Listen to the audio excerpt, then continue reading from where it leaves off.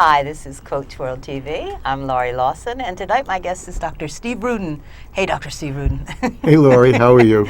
I have to tell you, I've known this gentleman, I'm going to say, for maybe a year and a half now, and he never fails to boggle my mind. He has so many ideas that bubble up, and tonight we're going to kind of talk about something called bio-coaching, which I had never heard of until I talked to him a couple weeks ago and said, okay, that sounds so fascinating.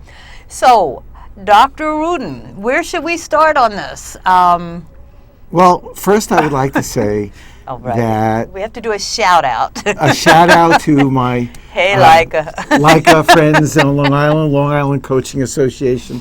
I want to say hello to all you guys.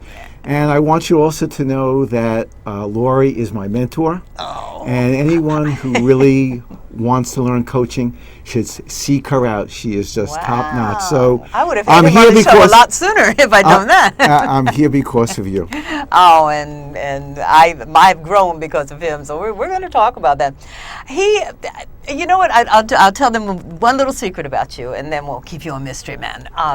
Well, I pick up the phone, and there's a gentleman on the other side who goes, "Hi, I'm going to revolutionize coaching." I went, "Okay, hey, how you want to do that?" So he's kind of come up with some ideas, and he's also agreed to come back a few more times to further expand this concept. But tonight is bio-coaching. Tell us what is bio-coaching, or tell us how this concept came about. It's your concept, is it not? Yes. Right there. I'm impressed. Go ahead. Well, in studying coaching, it became clear to me, because I'm a scientist in general, that we needed to understand coaching from a slightly different perspective. So we explored the underlying biology of how the mind works. And after we began to explore the intricacies of the mind, it became clear that coaching can use some additional information to make it more effective. Now, when you say we, are you using the royal we, or? I have a number of people that we've collaborated with. on Okay. this with some of this work. Okay. But at the basis is that bio-coaching is the use of biological, neurological, and neurochemical principles to enhance permanent change in individuals so that they can seek their true purpose. Okay, I want you to break that down. Now, I think we know neurological, because NLP is the hot thing, how the brain works and how you think, and how to think how you think.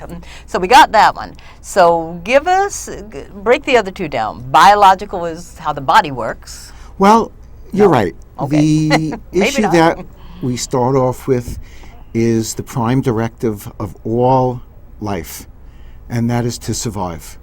Okay. And our mind is actually geared in everything we do to ensure our survival.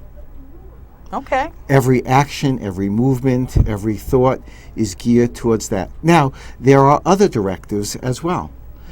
The first directive, of course, is our self-survival. Mm-hmm. The second directive is survival of our kin or offspring, or the passing on of our DNA. Okay. A third one is survival of our community, that area upon which we live in which we have attachments to. Another area could be survival of animals and plants on our planet. So people, for example, in Greenpeace, may place their lives or violate the prime directive because they want to save the whales. Why should that be? What intrinsically motivates those people to do something? And then there are other levels, such as preservation of the planet, thinking about the universe, and of course the spiritual aspects of that, right, which relate very much to how we are as our humanness. Are part of in the whole stratosphere. Yeah, the whole package is all inclusive. So is it kind of like a pyramid with us at the top, and it just we branch out? I think that it's more of concentric circles that expand outward with a core, us in the center. And then some people aren't necessarily so survival-centered. They would rather place their lives at risk for animals. So there's a wide variety of things that people do that is part and parcel of an overall paradigm on how we live. Okay. So now, how does bio coaching differ from regular old everyday coaching? Okay, well, let's understand that the mind works in a number of ways. Okay. We have 3 different states that the mind lives in at all times. They are aversive behavior, things that we behave to move away from. So if we were being attacked by a tiger, we would run. So this would be things we fear, or things we fear, Okay. things we're angry about, Oh, okay. things like that. There's appetitive behavior, things that we want. So food, sex, shelter, attachments, camaraderie, things like that fall in the appetitive Those arena. kind of things we desire, or Things we desire. Desire and fear. Okay. And the third state is the middle of the two, satiety. So if we have our fill, nature says, okay, we don't have to seek that anymore. Or if we escape a predator, we don't have to worry about being eaten.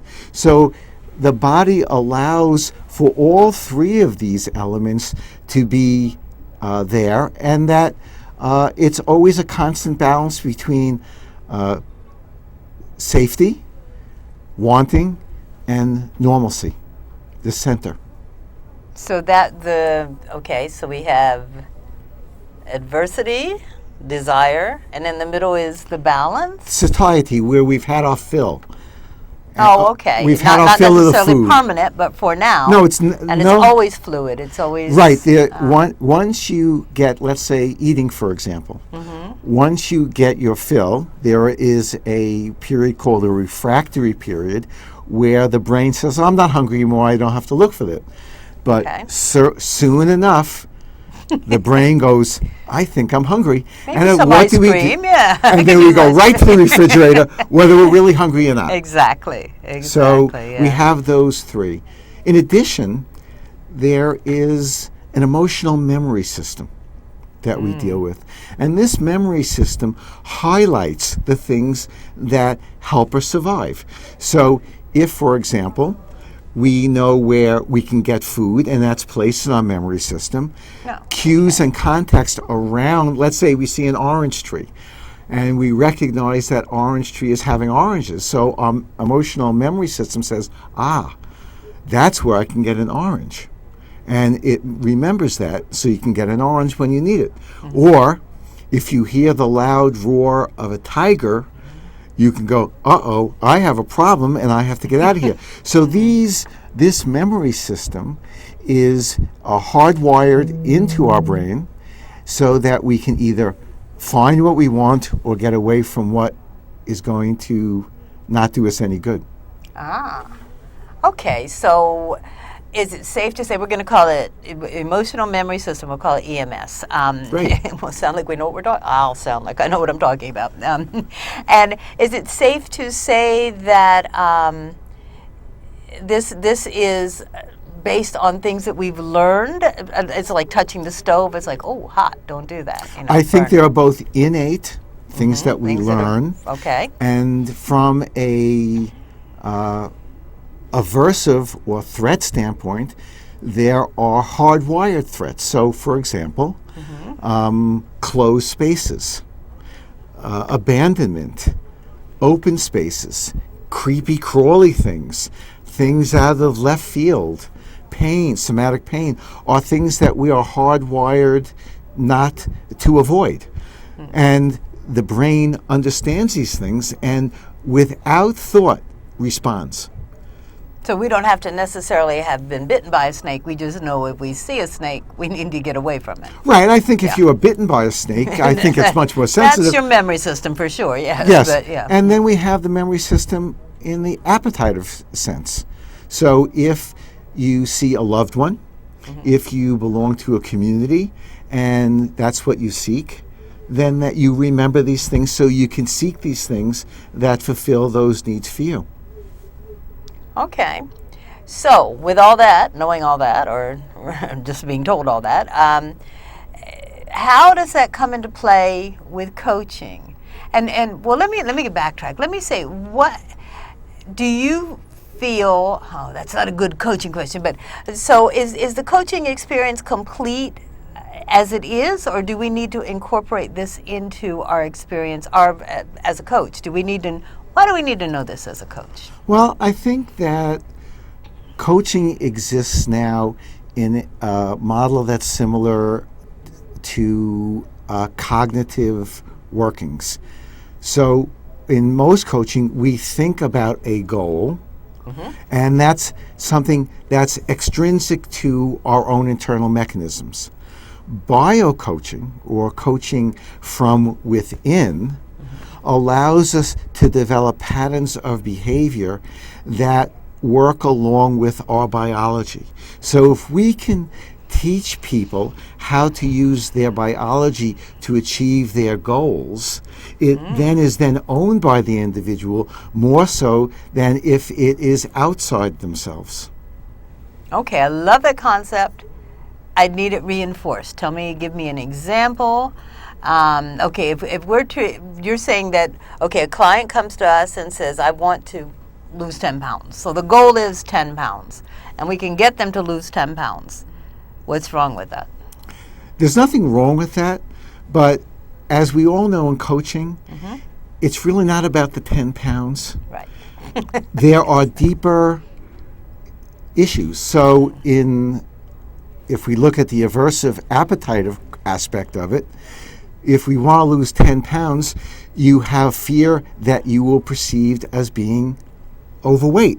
Right. So your drive is, I don't want to appear overweight. If your drive is that you want to appear more appealing, or appetitive drive, you then want to lose the weight because of that. But the loss of the weight itself only reflects an intrinsic desire that is being expressed by the thought that you want to lose 10 pounds, but it in fact is driven by much deeper, much more primitive models of thinking. Oh, gotcha. Okay, so that would be like, okay, then we would say, maybe as an desire of healthiness. I want to be healthy. I don't feel healthy. Would that be? Well, is that what you're talking about? I think if we then go back to those two systems, what would be the benefit to you of being healthy? So you have to take it even further. You have to go, what is the benefit? Now, for example, if you want to, let's say, play golf, for example, and being healthy involves doing certain exercises to make you more flexible. So then you would set up your program that would benefit your purpose. That purpose would be to be a better golfer as compared to just being healthy. So you would have a direct purpose to your actions rather than an amorphous goal of just being healthy.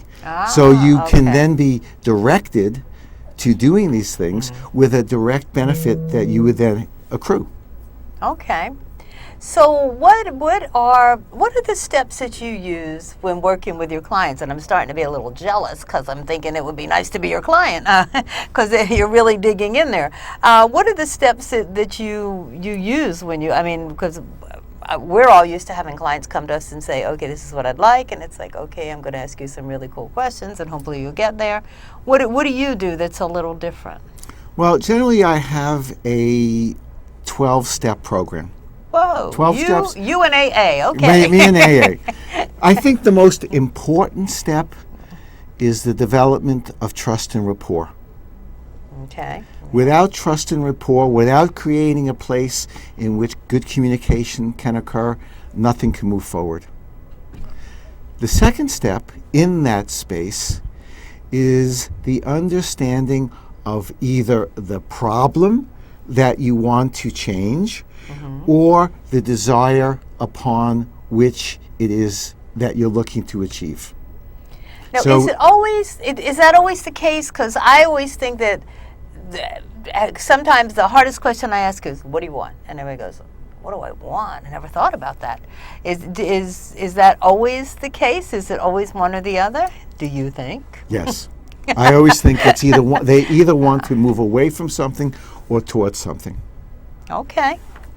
Because, as you said, nobody's just going to wander into a coach's office and go, oh, hey, since I'm here. I have no idea why I'm here. Correct. Tell me why I'm here and I'll pay you a lot of money for that. Right, okay, that's not going to happen. Okay. So the discussion, and in my coaching sessions, this may take 1 or 2 or 3 or more sessions just to flesh out what it is that you're concerned with.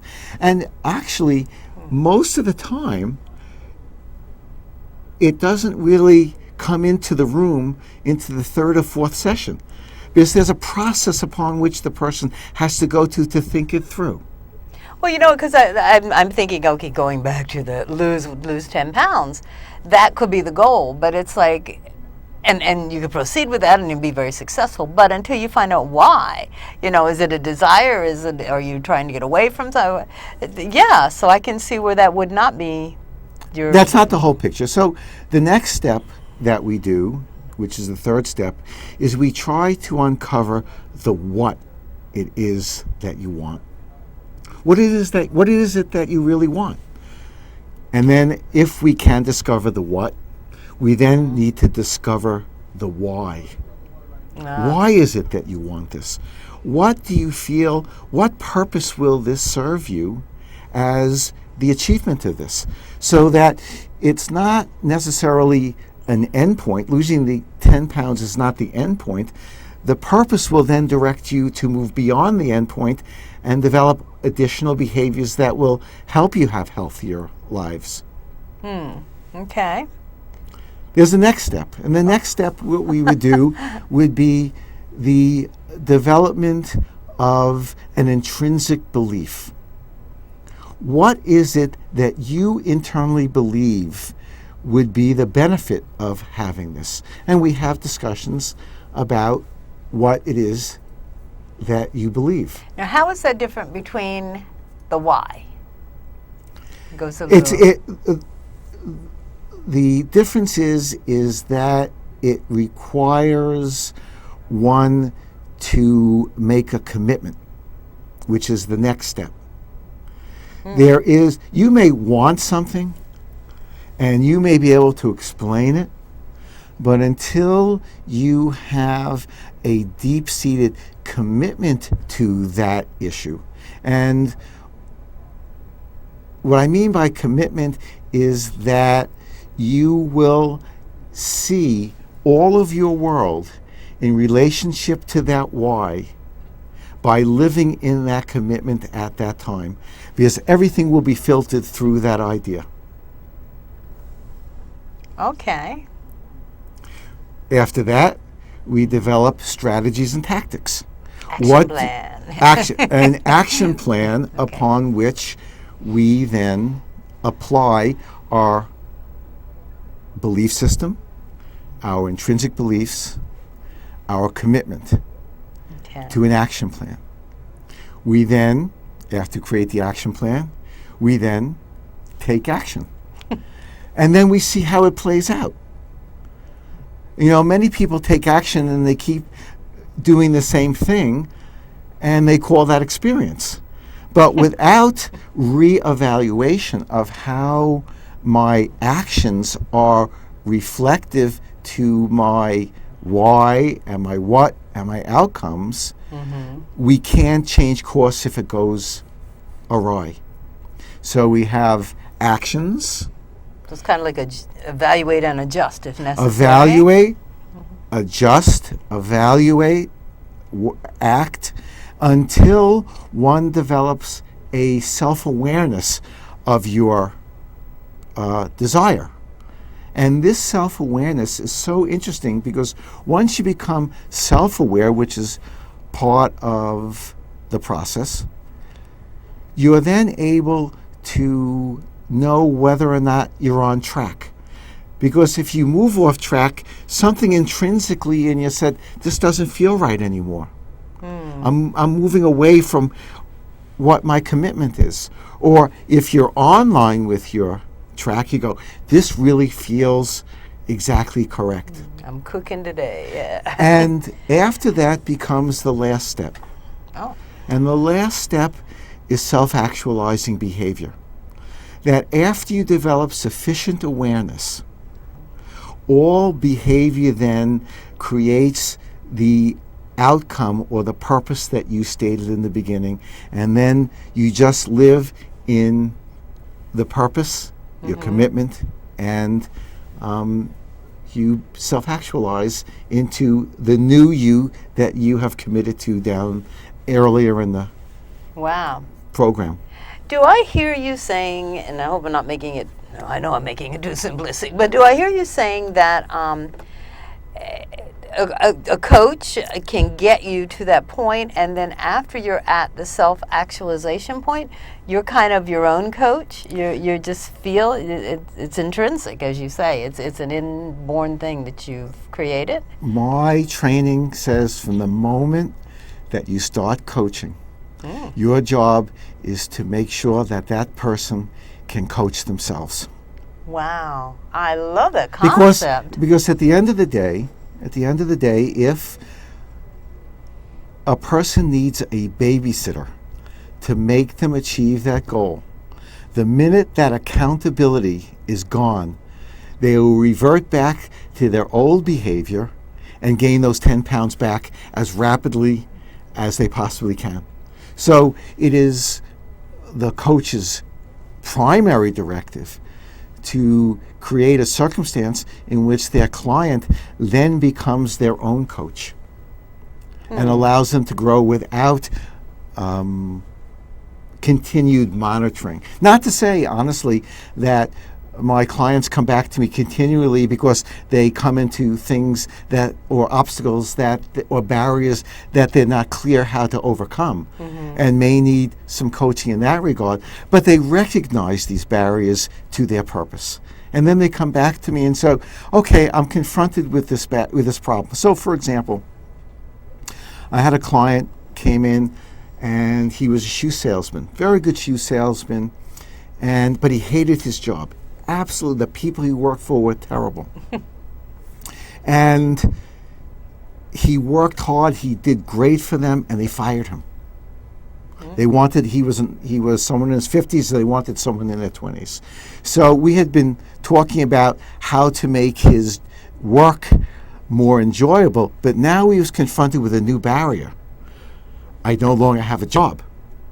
So we had to coach a way that he could take what he learned about making his job enjoyable and then transforming that into how he was going to get his next job. Because that's a very difficult arena to get a job in. And after 2 or 3 sessions, we came up with a strategy. He came up with a strategy, and within 1 month, had another better job. So as we go through life, different things happen that create barriers. But without barriers and without obstacles, there is no growth. So we welcome those barriers, we welcome those things. And I always believe, as a coach myself, if a coach can't coach themselves as a coach, then they can't coach other people. So we have to learn all of these skill sets ourselves so that we can share it with our clients. Well, I think as you and I were talking earlier, it's like, and I said I'm constantly coaching myself as I'm coaching, because it's like, okay, and you're monitoring yourself, you're coaching yourself, you go, oh, I didn't think of that viewpoint. I love when clients come up with something off the wall. It's like, oh my goodness. So speak to me a little bit about coaching and some of the tell me the white shirt story. I like that. How do you get people to focus? And I think that's, how do you get clients to focus? And then I want to know some of the questions that you might ask a client. If you don't mind giving away trade secrets. No, you could get everything on my website, which is powerthroughthought.com. Powerthroughthought.com. Is all on my website, or www.havening.org. All my information is on there. It's available to anyone, and you can contact me anytime. And go just to see the picture of the brain. It is the most exquisite picture I've ever seen. It's breathtaking. But yes. People, from my point of view, want to have a purpose. Okay. The saddest people in the world are purposeless. They have no purpose. So if you can create an environment in which a person feels safe, they will come to a place by themselves. It's remarkable that people will find their own purpose. We don't have to tell them. We don't have to talk to them. If we allow them, they will find their own purpose, and they will then have something that is truly their own. And if you have something that's truly your own, it is something that is uplifting. It is something that you have joy with. It is something that just changes the trajectory of your life. Okay, so then the coaching space would allow the client to determine his or her purpose, or redefine his or her purpose, or all the above. Discover. Well, you know what? We'll just quickly discuss the coaching environment. Okay. There are a number of presences that exist in the coaching environment. There's the client, one presence. There's the coach, another present. There's the combined unity of the coach and the client in a world in which they exist to create change. There's the reflective aspect, or the reflective presence of what has been accomplished. There's the outside observer presence of seeing this environment. And then after the coaching experience is finished, the client is then changed and adapts those new feelings for himself to move forward. It's a lot of people. It's a lot of people in the room at the same time, but they all exist, and they're all important for growth and change and permanence and sustainability. It's an entirely, I love it, it's an entirely in-depth way of looking at coaching, and this is the gentleman who did it. So I want to give you the website again. It's powerthroughgrowth. Powerthroughthought.com. I told you I'd screw it up. And Havening, HAVENING.org. .org. Okay.